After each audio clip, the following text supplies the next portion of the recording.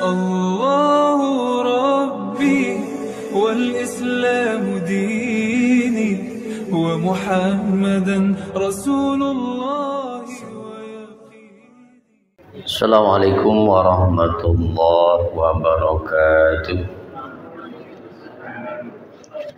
Pembahasan di ayat-ayat yang mulia tadi masih tentang penjelasan mengenai apa yang Allah tetapkan bagi hamba-hambanya yang beriman, serta apa yang Allah wasiatkan mereka dengan hal tersebut.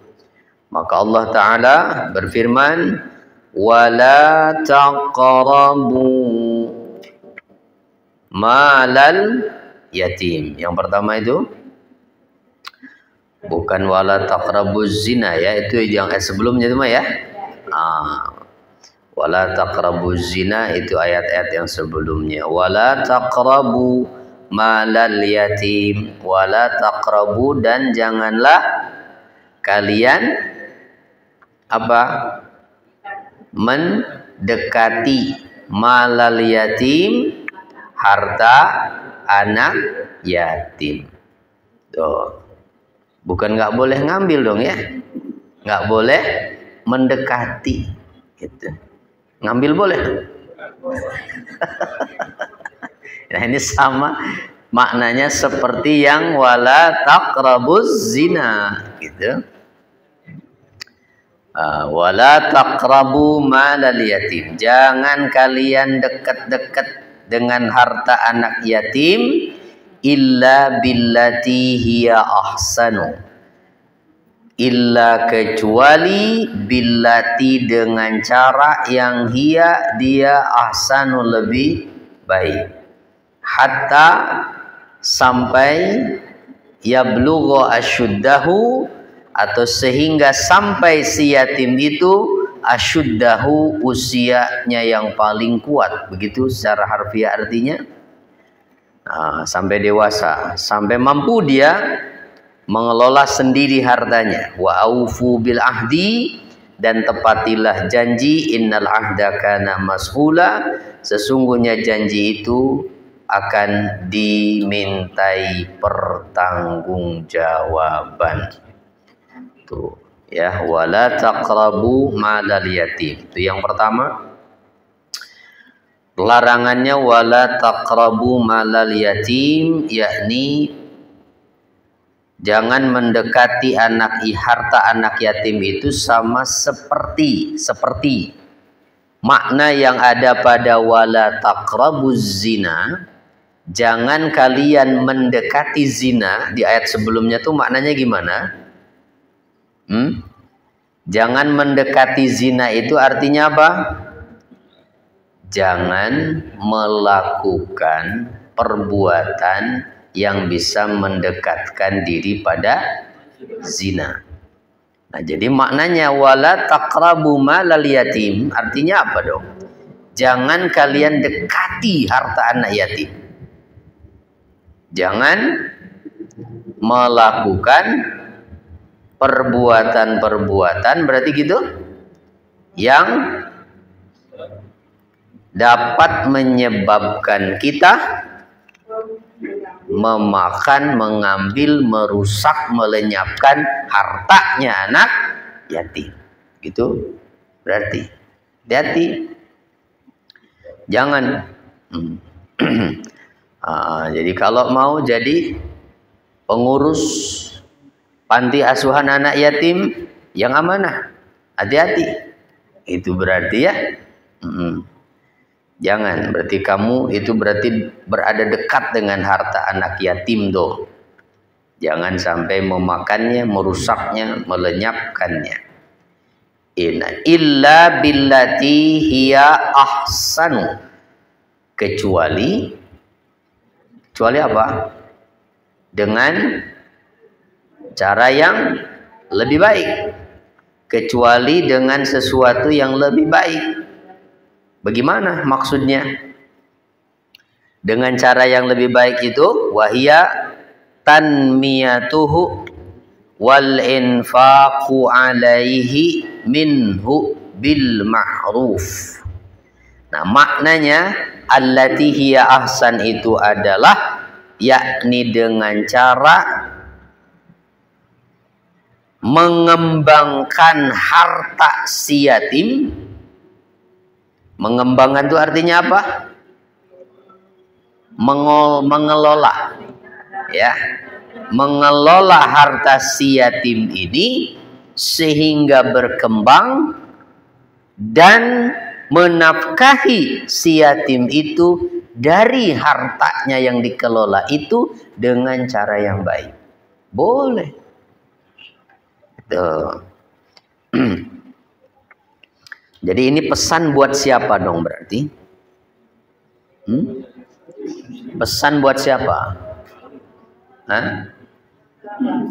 Iya. Buat kerabat yang memiliki anak yatim. Khususnya mah itu. Buat orang beriman yang memiliki kerabat yang yatim. Dan dia mewarisi harta dari ayahnya. Nah, itu maksudnya ya, khususnya. Ya kalau anak yatimnya nggak punya harta mah nggak bakal jadi rebutan. Paling yang jadi rebutan itu dieksploitasi untuk mendapatkan harta. Tuh. Ya, dimanfaatkan. Nah, kalau ini gambarannya adalah anak yatim yang mendapatkan warisan harta dari ayahnya. Oh, kan langsung pada dekat itu. Yang bukan kerabat juga ngaku saudara. Deh, sama mancing aja. Itu. Wih, itu. Padahal ada udang di balik. Nah, jadi hati-hati. Nah, kecuali kalau ada tujuan tadi ya. Kalau harta si yatim ini dibiarkan begitu saja, sayang. Apalagi hartanya besar, misalnya tiap tahun hanya berkurang untuk mengeluarkan zakatnya, misalnya pajaknya, itu biaya administrasinya. Nah, yaudah kita kelola aja, dijadikan modal usaha, dikembangkan, boleh, tidak apa-apa. Bahkan si yatim ini dinafkahi dari hasil pengelolaan harta itu dengan cara yang baik, artinya dengan tetap menjaga haknya. Dan orang yang mengelola harta si yatim ini boleh memakan sebahagian dari hasil pengelolaan itu, tapi ya sewajarnya, ya sewajarnya. Kalau dikembangkan, itu. Tapi kalau buat judi mah bukan dikembangkan itu mah, ya. Buat modal judi, wah, itu mau ngerusak. Gitu. Sampai kapan boleh ini hartanya dipegang, dikelola nih? Hatta yablugha asyuddahu, sampai si yatim ini balik, ay bulughuhu sinnat taklif, sampai ia masuk usia taklif, dimana kalau berdasarkan usia anak itu dikatakan balik ketika sampai usia berapa tahun? 15 tahun. Itu. Nah, tapi di ayat lain kan ada, jangan langsung begitu masuk usia balik lalu anak itu diserahi semua hartanya. Tapi diuji dulu, dites, dia sudah mampu belum, gitu. Jika memegang harta sebanyak ini, nah jadi diuji dulu kemampuannya. Ya berarti sebelum itu dia harus dilatih dong, ya. Untuk dipersiapkan agar dia bisa dan siap untuk memegang hartanya itu. Jadi jangan dikuasai dengan orang yang mengelola tadi. Apalagi ditutup-tutupi, si yatim nggak pernah tahu kalau itu hartanya. Wah, yang tahu bahwa dia dinafkahi oleh saudaranya ini. Wah, bahaya itu kalau sudah begitu ya.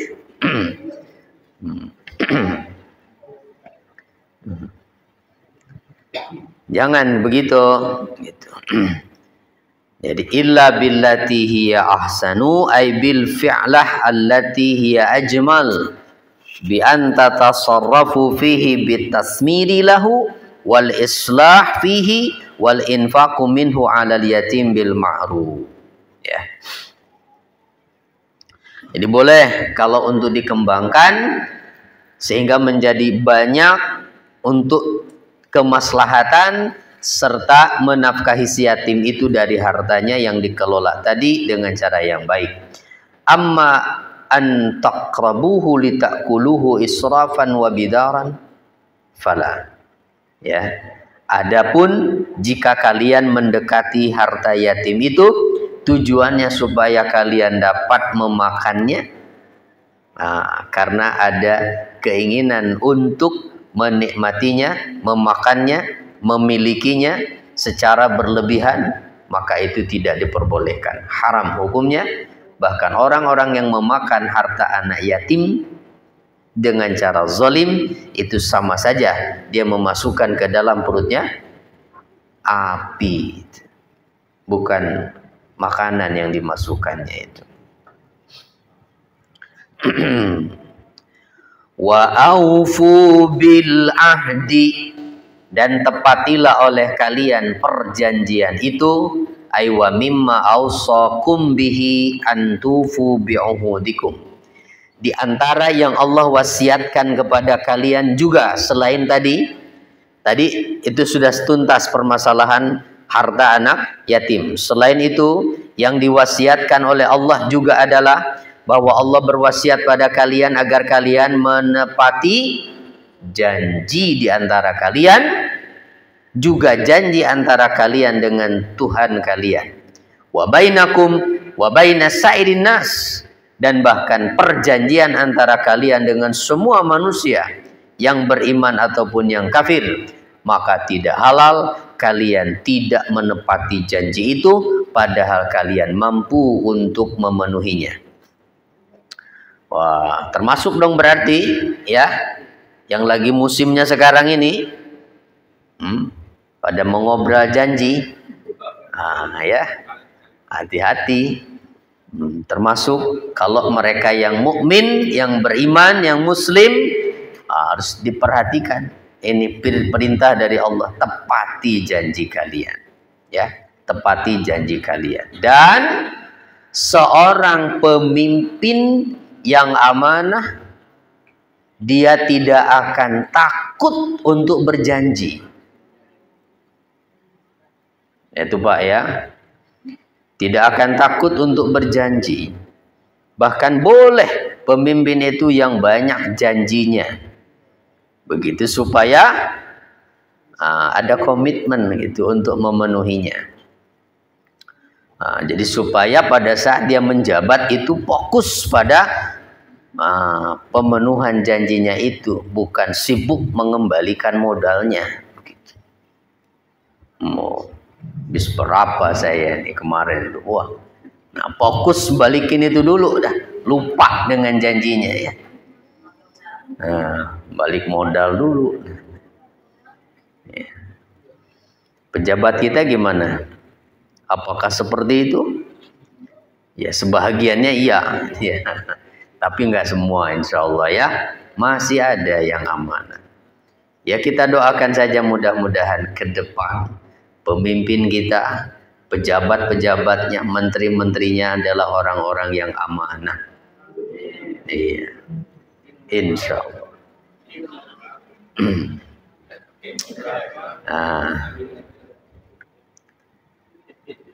Kriterianya Bapak Ibu sudah paham, nggak usah saya jelaskan. Iya, yang mana? Karena perbedaannya sudah sangat jelas sekarang mah, gitu. Di antara calon yang ada untuk saat ini perbedaannya sudah sangat jelas. Oh, ya kan? Kalau kemarin-kemarin mungkin kita masih abu-abu. Nah, sekarang itu sudah sangat jelas. Gitu. Cuma orang yang merem aja yang nggak bisa milih itu, ya. Nah, kenapa merem? Karena udah dikasih amplop gitu, susah jadinya buka matanya.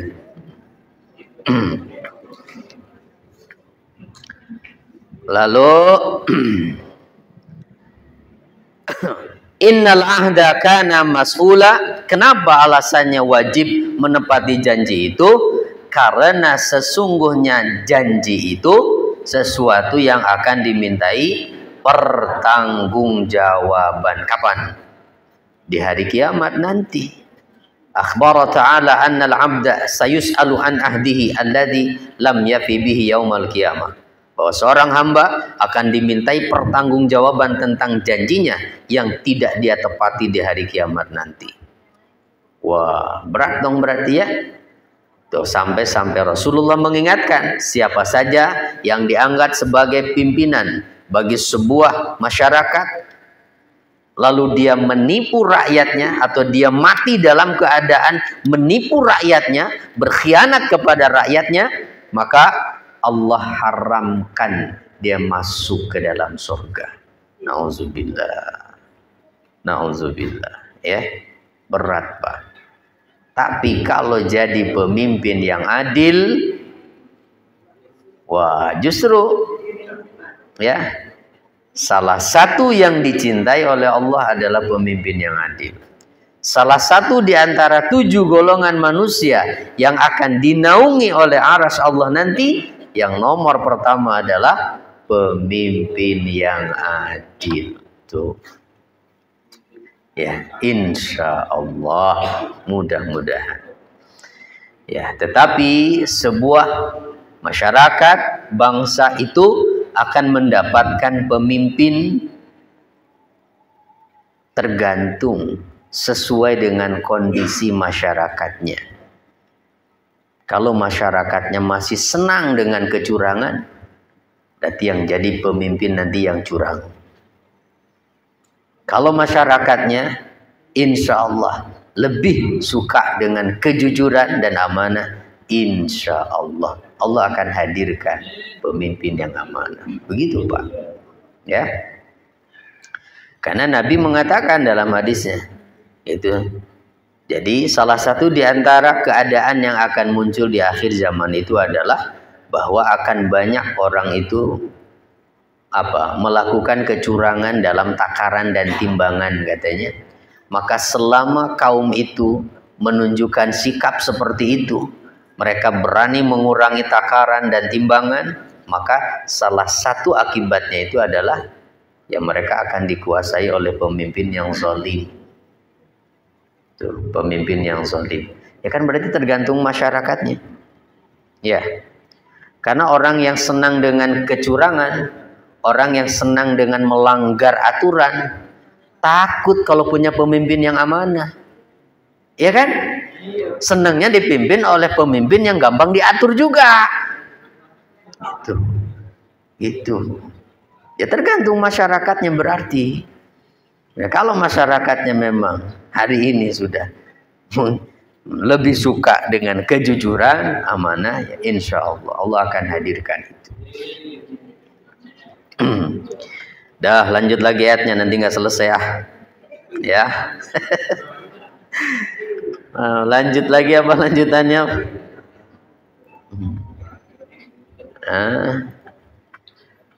Wa aufu al-kaila, langsung ke situ tuh ya. Wa auful kaila iza kiltum wazinu bil qisasil mustaqim. Wa aufu, dan sempurnakanlah al-kaila, takaran. Kaila itu bukan pancing. Ya. Ya, kalau kail bahasa kita mah anjing kan. Ya, ini bahasa Arab artinya takaran. Iza kiltum, apabila kalian menakar, itu penuhi, sempurnakan. Nah, berarti sama nih kalau pemilu mah dalam menghitung suara, ya jangan curang. Itu auful kaila. Iza kiltum wazinu bil qisasil mustaqim, dan timbanglah dengan timbangan yang benar. Zalika khairun wa ahsanu ta'wila, itulah yang paling baik dan paling bagus akibatnya. Nah, ayat-ayat ini dulu turun di Madinah, termasuk surah Al-Mutaffifin, karena Nabi Shallallahu Alaihi Wasallam saat datang ke Madinah, Nabi mendapati orang-orang di pasar Madinah itu banyak mempraktekkan hal-hal seperti tadi. Karena seorang pedagang itu punya dua takaran yang digunakan dalam situasi yang berbeda. Ketika dia menimbang menakar untuk dirinya dari orang, dia pakai satu takaran. Tapi ketika dia menimbang untuk yang lain, ketika menjual, dipakai takaran yang berbeda. Karena dia udah siasati, gitu berarti.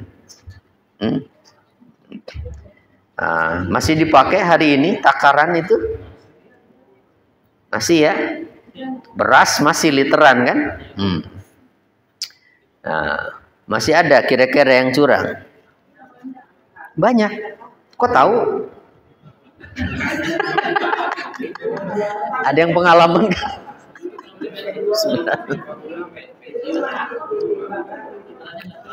Oh gitu. Taunya ditimbang lagi di rumah ya?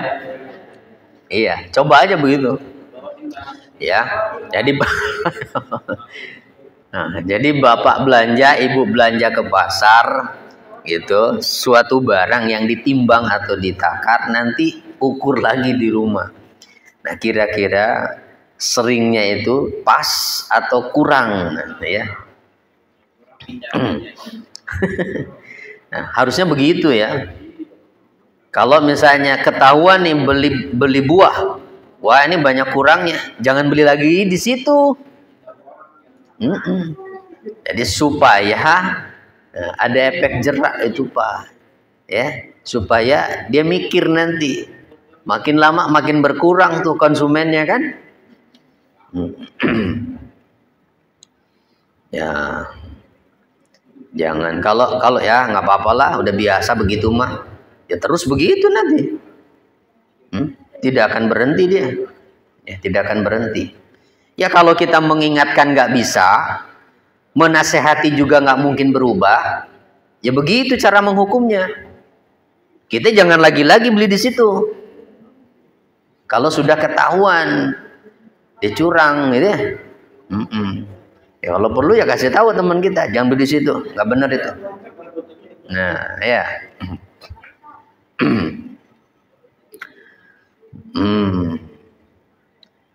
Itu Pak. Terus apa lagi? Idza kiltum, apabila kalian menakar, ya apabila kalian menakar. Hadza mimma amarallahu ta'ala. Ini adalah di antara apa yang diperintahkan oleh Allah, wa huwa ifaul kaili wal wazni, yaitu memenuhi takaran dan timbangan, ay tawfiyatuhuma wa adamu bakhsihima wa naqsihima syai'an walau yasiran. Menakar dan menimbang secara penuh tanpa mengurangi sedikit pun, begitu. Madama fil imkani adamu naqsih, selama memang memungkinkan tanpa adanya kekurangan. Amma ma ya'suru at-taharruzu minhu fahuwa minal afwi. Adapun yang sulit menjaganya, maka itu diantara hal yang dimaafkan. Seperti apa ya? Yang sulit untuk menjaganya dari kekurangan begitu. Minyak. Iya, bensin mungkin ya. Apalagi bensin yang pakai mesin itu ya. Itu kan tekanannya bisa jadi tekanan udara gitu. Tekanannya sudah mendorong nomor itu sehingga bergeser, tapi bensinnya belum gitu. Nah, sehingga ya bisa jadi. Ya kalau itu bukan karena disiasati dan unsur kesengajaan, ya itu dimaafkan. Ya, itu dimaafkan. Tapi kalau dengan sengaja diakalin begitu, supaya banyak untungnya, ya jelas curang, ya. Jelas curang. Ya ada sajalah sekarang makan orang-orang Indonesia mah pinter itu. Pinter apa ya, Pak? Iya, masa. Ya, pinter segalanya itu ya. Pinter segalanya itu. Ya. Kenapa? Ya, ini di ayat lain di surat Al-An'am ayat 152, Al-A'raf juga ayat 42. Ketika memang sulit untuk menjaganya dari kurang harus persis begitu agak sulit, nah maka itu dimaafkan karena la nukallifu nafsan illa wus'aha, begitu, illa wus'aha. Nah makanya kalau kira-kira khawatir nanti kurang penjual yang baik, maka dia lebih baik melebihkan takarannya, betul ya, daripada kurang. Itu lebih baik lebih lah.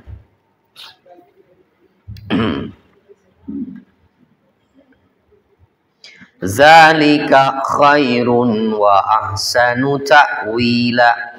Yang demikian itu yaitu memenuhi takaran dan timbangan adalah hal yang lebih baik, li bara'atiz zimmah, untuk membebaskan diri dari beban, dari tanggungan, serta akan memberikan ketenangan bagi jiwa kita, wa ahsanu ta'wila, serta baik akibatnya nanti. Kenapa?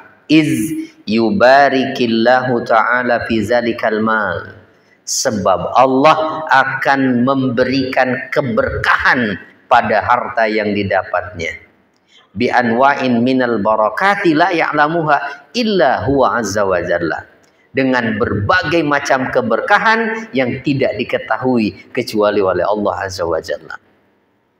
Gitu. Nah, makanya orang yang berjualan apapun itu, jangan hanya fokus pada tujuannya mencari keuntungan. Tapi orang yang beriman, yang dia cari adalah keberkahan, dan menjual itu niatnya memberi manfaat pada orang lain dengan apa yang dijualnya. Begitu? Sehingga kalau konsepnya itu memberi manfaat, maka dia akan berusaha selalu dalam keadaan menyenangkan siapapun yang datang. Itu siapapun yang datang. Bahkan mungkin ada orang yang datang tidak mampu membeli, uangnya kurang, dia sedekahkan. Itu udah Pak, nggak usah beli, dah bawa aja. Begitu kalau yang paham dan mengerti mah. Tapi kalau yang fokus nyari keuntungan, wah, bakal pelit itu ya. Gak bakal mau ngasih-ngasih.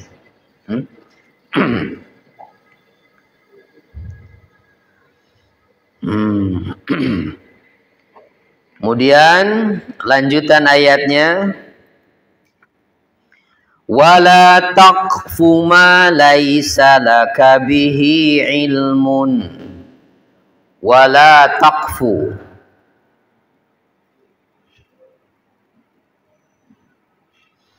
dan janganlah engkau mengikuti ma laisa laka bihi ilmun, sesuatu yang tidak engkau ketahui dasarnya. Kenapa? Inna sam'a wal basara wal fuada, karena sesungguhnya pendengaran, penglihatan, dan hati itu kullu ulaika kana anhu mas'ula, semua itu akan dimintai pertanggungjawabannya. Allah. Ini yang berat buat orang yang beriman, ya, pertanggungjawaban nanti di akhirat, bukan di dunia, ya. Itu bukan hanya di dunia tapi di akhirat nanti. Wala taqfu ma laisa laka bihi ilmun ay la tatba' biqaulin wala amalin ma la ta'lamu.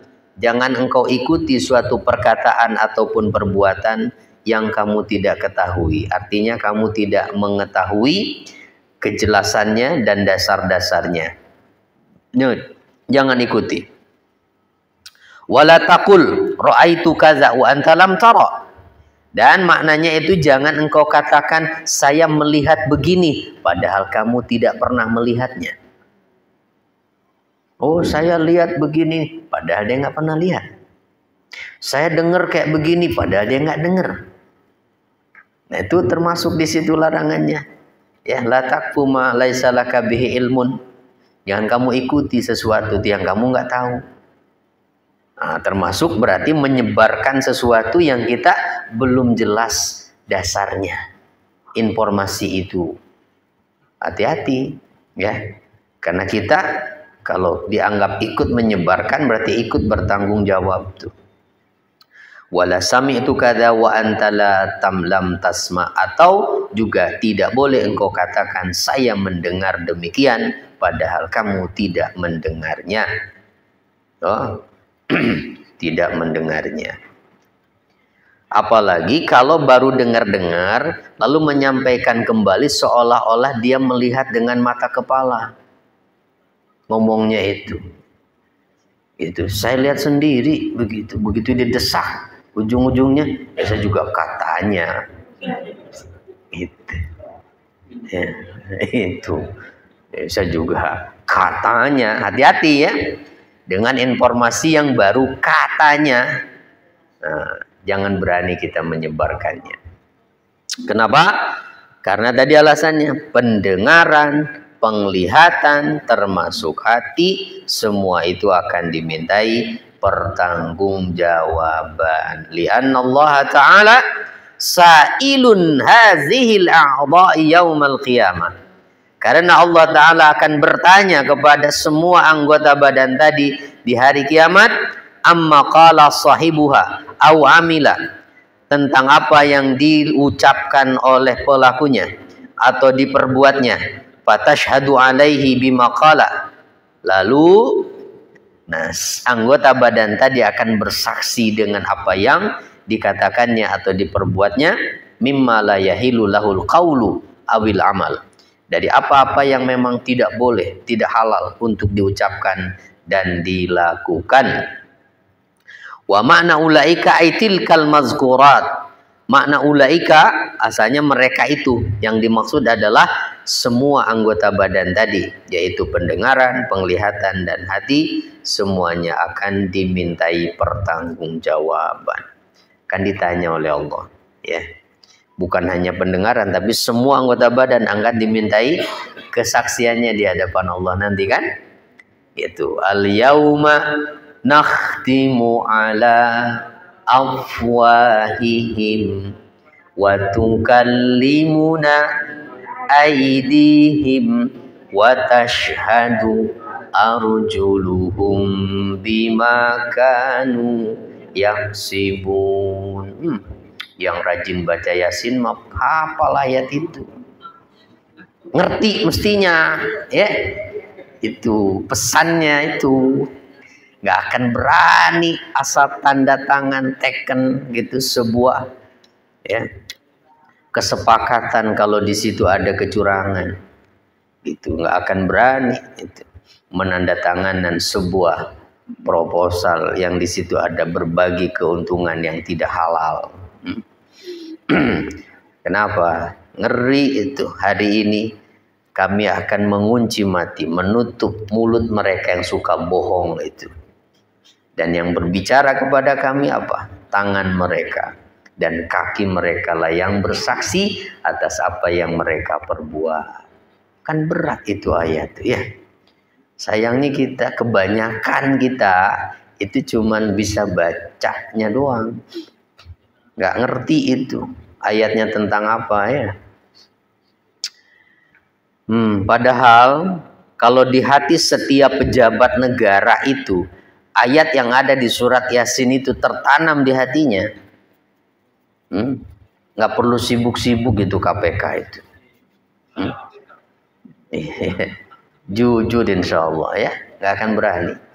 Karena memang itu apapun yang terjadi di antara penyimpangan manusia, kejahatan dan apapun itu, penyebab utamanya adalah karena lemahnya keyakinan manusia pada adanya kehidupan akhirat. Ya, tuh apalagi tambah hubud dunya, nggak percaya dengan akhirat lagi. Wah, udah lengkap semua ya.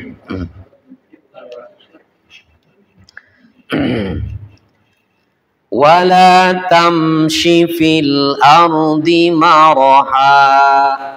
Lanjutannya lihat. Wala tamshi fil ardi maraha. Jangan engkau berjalan di muka bumi ini dengan sombong. Padahal kekayaannya itu dapat curang. Padahal dia bisa melenggang itu dengan cara curang. Begitu mendapatkan kesuksesan, sombong. Itu memamerkan kekayaannya, keberhasilannya, merendahkan yang lainnya. Itu ciri sombong tuh. Kenapa? Innaka lan takhriqal arda wa lan tablughal jibala tula. Karena sesungguhnya engkau tidak akan dapat menembus bumi dan tidak akan mampu menjulang setinggi gunung, katanya. Mau sombong kayak apa juga ya. Khuyala wa takabburan. Jangan kamu berjalan di muka bumi ini dengan sombong, yaitu di antara yang Allah haramkan dan diwasiatkan kepada manusia adalah yang tidak boleh dilakukan itu berjalan di muka bumi dengan kesombongan. Kenapa? Karena takabur itu haram hukumnya. Takabur inilah yang menyebabkan iblis terusir dari surga. Ya. Dan orang yang sombong tidak akan masuk surga. Kata Nabi, siapa yang di hatinya ada sebesar zarrah saja sifat takabur, dia tidak akan masuk surga. Aduh, berat ya, jangan dong. Innaka lan takhriqal arda birijlaika ayyuhal mutakabbir. Karena engkau itu tidak akan bisa menembus bumi ini dengan kedua kakimu, hai orang yang menyombongkan diri. Begitu. Li'annal mutakabbir yadribul arda birijlaihi i'tizazan wa ihtizazan. Sebab orang yang menyombongkan diri dia menginjakkan kedua kakinya di bumi ini. Gitu, dan bahkan berjalan dengan penuh kesombongan ya. Beda langkahnya, mentang-mentang udah ganti pakaiannya pakai pakaian pejabat. Ya. Atau banyak atribut yang nempel di dadanya. Gitu. Jadi beda jalannya. Nah. Jangan begitu. Kakimu itu tidak akan sanggup menembus bumi ini, kata Allah. Bahkan setinggi apapun kau punya jabatan, lu nggak akan sampai setinggi gunung. Ya. Mau setinggi apapun tuh. Fa innaka kaghairika minan nas. Maknanya apa? Kamu itu sama seperti manusia lainnya. Apa yang merasa kamu lebih itu sama aja. Ya, punya kaki-kaki yang sama seperti manusia yang lain, badan-badan yang sama seperti manusia lainnya. Maka jangan tertipu tuh dengan casing itu. Ya. Iya, karena yang bikin manusia jadi sombong angkuh tuh dia tertipu dengan dengan casingnya itu. Dalemannya mah sama, kita coba ya. Mau casing pejabat, casing ulama sama, itu bikin sombong juga itu. Ya. Jangan dikira yang suka sombong itu cuma pejabat, ahli ilmu juga sama. Yang bikin orang jadi sombong itu nomor satunya malah ilmu, itu bukan harta. Kata Imam Ghazali dalam Ihya Ulumuddin itu ya, Nah, justru ustadz, kiai, ulama tuh paling berpotensi untuk jadi orang sombong itu. Ya. Itu. Sombong itu apa definisinya? Menolak kebenaran, merendahkan orang lain. Nah, itu definisinya begitu.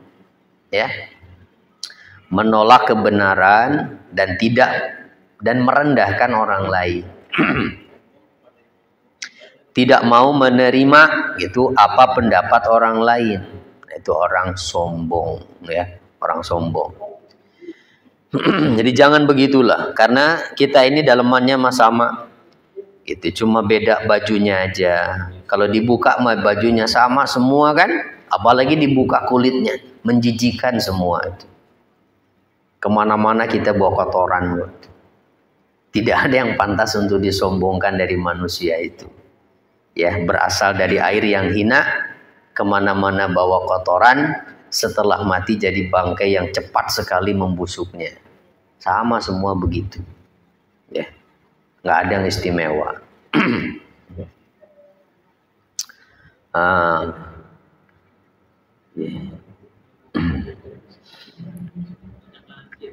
Nah, kullu zalika kana sayyi'uhu 'inda rabbika makruha. Lanjutannya, lihat. Kullu zalika kana sayyi'uhu 'inda rabbika makruha. Kejahatan itu semua, larangan-larangan itu dibenci di sisi Tuhanmu. Bukan hanya yang ada di ayat tadi, tapi juga yang di ayat-ayat sebelumnya tuh. Kullu zalika itu al-ma'mur wal manhi, yaitu semua perkara yang dilarang dan yang diperintahkan Allah, mulai dari ayat ke-23 surat Al-Isra ini. Wa qadha rabbuka alla ta'budu illa iyyah. Nah, dari situ mulainya tuh. Ya. Dari situ mulainya. Perintah dari Allah dan larangan itu. Kullu zalika kana sayyi'uhu inda rabbika makruha. Semua itu, dimana kalau dihitung maka saja itu ada kurang lebih ada 25 macam. Ya, perintah dan larangan. Dari mulai ayat ke-23 surat Al-Isra itu. Ya. Nah, jadi semua itu mulai dari tabzir urusan harta, menyia-nyiakan harta, bakhil, membunuh anak karena takut fakir, larangan dari berzina, larangan membunuh jiwa, larangan memakan harta anak yatim, larangan mengurangi takaran dan timbangan, begitu.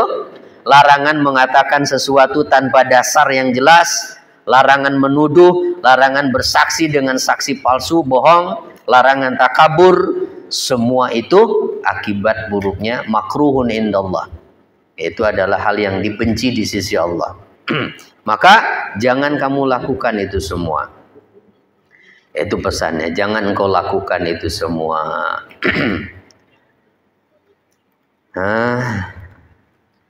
Zalika mimma auha ilaika rabbuka minal hikmah.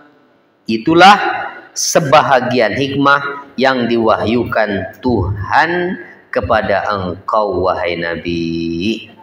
Jadi itu semua adalah diantara sebahagian hikmah yang diwahyukan Tuhanmu kepadamu. Wala taj'al ma'allahi ilahan akhar. Jangan engkau menjadikan Tuhan yang lain di samping Allah. Itu fatulqa fi jahannam maluman madhura, yang akan menyebabkan engkau dilemparkan ke dalam neraka dalam keadaan tercela lagi terusir dari rahmat Allah. Nah, ini terakhir tuh dari ayatnya ya. Zalikal ladzi bayyana laka ya rasulana.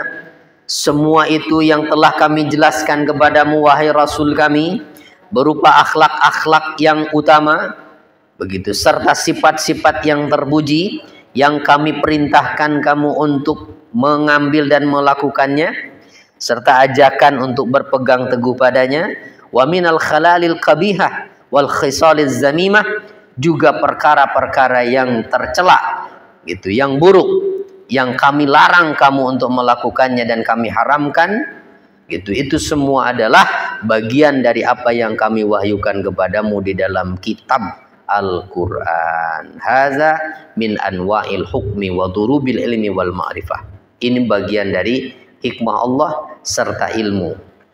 Itu falillahil hamdu walahul minnah. Maka artinya semua yang dijelaskan di ayat tadi ini adalah karunia dan nikmat dari Allah untuk kita manusia. Karena dengan mengetahui ini kita menjadi tahu mana yang Allah ridhai, mana yang tidak Allah ridhai. Dan begitu. Ya. Jadi dengan Allah sampaikan ini kepada nabinya, kita menjadi tahu mana yang Allah tidak sukai, mana yang Allah sukai. Makanya Al-Quran ini isinya petunjuk buat kita. Nah, pesan di ayat yang terakhir tadi, jangan engkau jadikan bersama Allah ada sesembahan yang lain. Ilahan itu sesembahan. Jangan sampai kamu menjadikan bersama Allah ada sesembahan yang lain. Kepada Allah nyembah iya, sholat iya, tapi ada yang lain gitu, yang diperlakukan seperti halnya Allah. Apa tuh? Diyakini bisa memberi pengaruh dengan sendirinya, walaupun nggak disanjung-sanjung, yang nggak disembah-sembah. Tuh, itu sama. Tetapi di hatinya ada keyakinan bahwa sesuatu itu punya pengaruh dengan sendirinya. Nah, sering saya contohkan itu. Bapak punya benda tertentu yang dianggap keramat. Ini ya, saya dapat turun-temurun ini dari kakek. Kalau itu dianggap pusaka, dianggap keramat, kalau misalnya tidak dihormati, nggak dimandiin setiap bulan Muharram, waduh, nanti akan kurang nanti ya kekeramatannya. Kan berarti dia meyakini benda itu bisa memberikan pengaruh dengan sendirinya. Apa hukumnya? Syirik itu. Ya, syirik. Walaupun rajin sholat, itu. Walaupun rajin sholat, jangan dong. Iya. Bendanya cuma cincin nih, batu yang dipakai di jarinya. Tapi kalau dia memakai cincin itu bukan semata-mata hanya aksesoris, tapi ada keyakinan di hatinya bahwa cincin ini bisa memberi pengaruh dengan sendirinya. Kalau saya jualan pakai cincin, laris manis jualannya. Sampai ketika jualan ketinggalan cincinnya, kurang pede. Nah, itu berarti dia meyakini cincinnya itu membawa pengaruh dengan sendirinya. Nggak boleh begitu, ya berarti. Kenapa? Isi keberkahan, ya, kesolehannya yang kita yakini itu berarti ya, kesolehannya. Tapi itu makan bukan wujud istrinya gitu yang diyakini itu, tapi kesolehannya, doa-doanya yang membawa keberkahan untuk saya. Berarti kan yang dia yakini apa? Itu semua pemberian dari Allah lewat doa-doa istri saya. Maknanya begitu, ya. Iya. Kenapa? Istri saya rajin ibadahnya, rajin tahajudnya. Itu yang membuat usaha saya lancar, kira-kira begitu. Kan berarti keyakinannya apa? Ini pemberian dari Allah. Mungkin bukan doa saya, tapi doa istri saya, doa anak saya. Gitu ya maknanya. Ya kalau kayak benda mah kan nggak bisa berdoa toh. Kalau kayak cincin mah kan nggak bisa berdoa itu mah. Berarti ketika ada keyakinan terkait dengan soal cincinnya, dia meyakini itu punya pengaruh gitu dengan sendirinya. Nah ini yang harus dihabisi, nggak boleh ada tuh ya. Karena fatak Karena akan menyebabkan kamu dilemparkan masuk ke dalam jahanam dalam keadaan terhina. Bahkan kalau kita mati membawa dosa syirik, akibat paling buruknya adalah kita tidak akan diampuni dan tidak akan dapat syafaat dari Rasulullah SAW. Tuh, ya Nabi mengatakan begitu. Syafaatku itu akan diperoleh oleh siapapun yang wafat dari umatku, la yusyriku billahi syai'ah. Syaratnya dia tidak mempersekutukan Allah dengan apapun. Itu. Jadi hati-hati ya, apapun namanya itu, penglariskah. Kalau di dunia orang yang jualan mah ada namanya itu kan? Iya, penglaris namanya apa ya? Penglariskah atau apapun itu. Dan apapun bentuknya gitu. Nah, kalau bentuknya wirid atau doa gimana? Umpama nih, minta sama seseorang dikasih amalan. Nih, amalin ini. Kalau kamu pengen jualannya laris, itu amalkan ini, wirid ini. Ya boleh, tidak apa-apa, tapi jangan meyakini semata-mata itu. Ya semua kembali pada Allah semuanya ya. Dan jangan bergantung pada wiridnya itu, tetap bergantung hatinya pada Allah. Itu hanya sebab saja yang kita lakukan.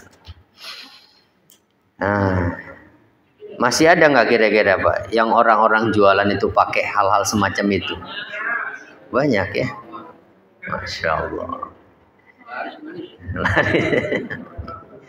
Iya, ya kadang-kadang kan kita kadang juga suka heran aja, kadang suka heran begitu. Ada orang jualan sesuatu, jualannya nggak terlalu istimewa sekali dengan yang lain, ya sama aja barangnya. Tapi kok di situ rame sekali gitu. Ya. Nah, wallahu alam. Tapi nggak boleh kita seuzon, Pak. Ya, nggak boleh seuzon. Lewat situ ada penglarisnya tuh, ya nggak boleh. Gitu, ya, wallahu alam. Ya kalau memang mungkin rasanya beda, ya bisa ngelihat. Nah, wallahu alam lah ya. Itu kalau dia dikasih kelebihan misalnya, matanya bisa melihat sesuatu yang orang lain nggak bisa lihat. Nah, memang ada yang begitu tuh, Pak. Ada. Nah, ekstasi gimana?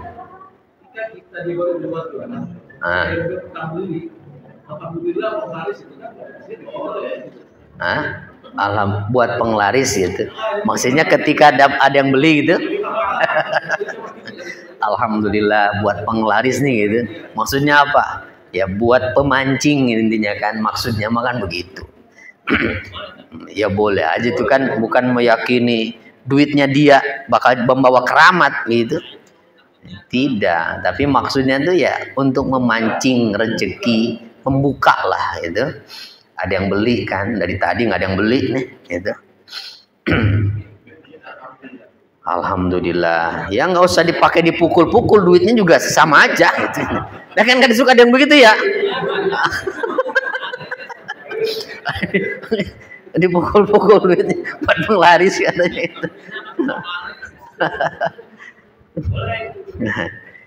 Ya ucapannya boleh gitu. Nah, tapi mukul-mukul duitnya sih nggak usah gitu, nggak perlu lah gitu ya. udah refleks ya. Ya itu mah ekspresi sesaat aja, bukan dari keyakinan kita. Yang penting hatinya bergantung pada Allah ya. Alhamdulillah, itu terima kasih ya Allah. Laris. Baik, alhamdulillah. Selesai ya? Oh belum ininya, kandungan ayatnya ya? Apa nih kesimpulannya nih? Pertama, haramnya harta anak yatim dalam hal memakannya, merusaknya, atau menyia-nyiakan dan mengabaikannya. Saya mah nggak makan, saya nggak merusak juga, tapi ditransfer ke rekeningnya. Gitu. Ya sama itu, memakan itu hanya istilah aja, gitu. Ya. Harta anak yatim. Nah, boleh. Kurang bagus sih ngelolanya. Habis uangnya. Oh gitu. Kalau seandainya ternyata hak begitu dikelola malah rugi nih, ya berarti pengelolanya wajib bertanggung jawab, ya.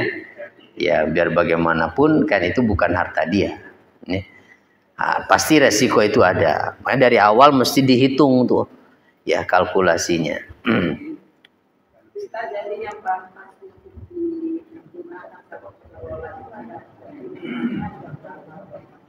Tidak ada sih, tidak ada hitungannya ya. Ya makanya tadi bil ma'ruf, ada bil ma'ruf ini kan ya susah untuk menakar ukurannya dengan cara yang baik. Cara yang baik kan artinya yang wajar lah. Artinya kalaupun sekiranya misalnya hartanya ini banyak sekali, ya jangan semuanya begitu. Kalau ada khawatir tadi, ada resiko gagal, ada resiko rugi, ya berarti ada spare berarti. Jangan semuanya digunakan untuk modal usaha, kan begitu. Ya dengan cara yang baik. Makanya harus penuh dengan perhitungan, ya, gitu. Iya, konsultasi dengan yang paham lah, yang ngerti, gitu. Terus yang kedua, wajib menepati berbagai macam janji dan akad. Wajib memenuhi takaran dan timbangan dan haram menguranginya. Keempat, orang yang melaksanakan perintah Allah dalam hal takaran dan timbangan akan memperoleh barokah. Apa barokah itu? Bertambah dalam kebaikan. Itu cirinya barokah. Jadi kalau Bapak Ibu tambah harta, tambah semangat ibadahnya, itu ciri barokah.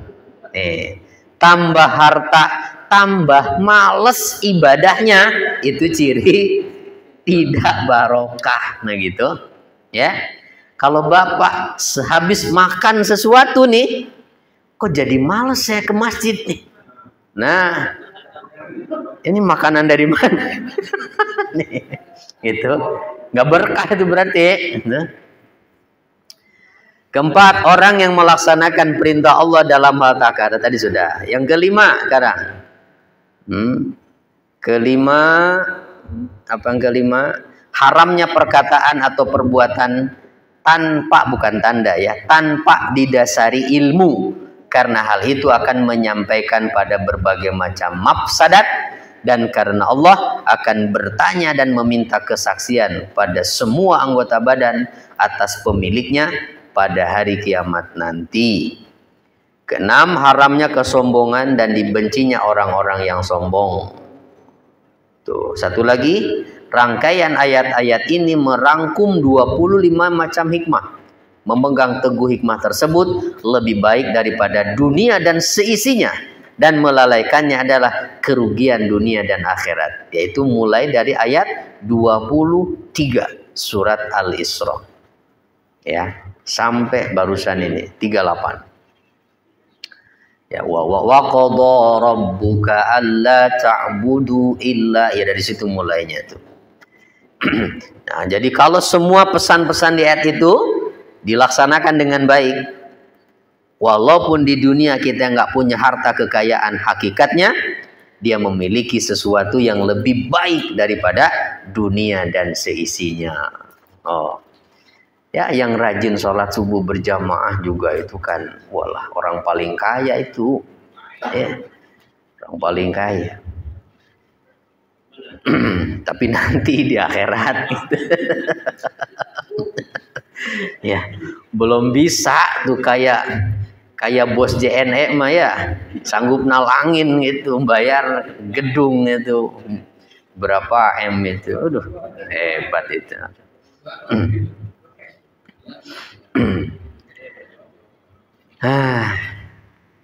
Dah ya, alhamdulillah kita tutup dulu dengan kafaratul majlis. Subhanakallahumma wa bihamdika asyhadu an la ilaha illa anta astaghfiruka wa atubu ilaik. Assalamualaikum warahmatullahi wabarakatuh. Alhamdulillah.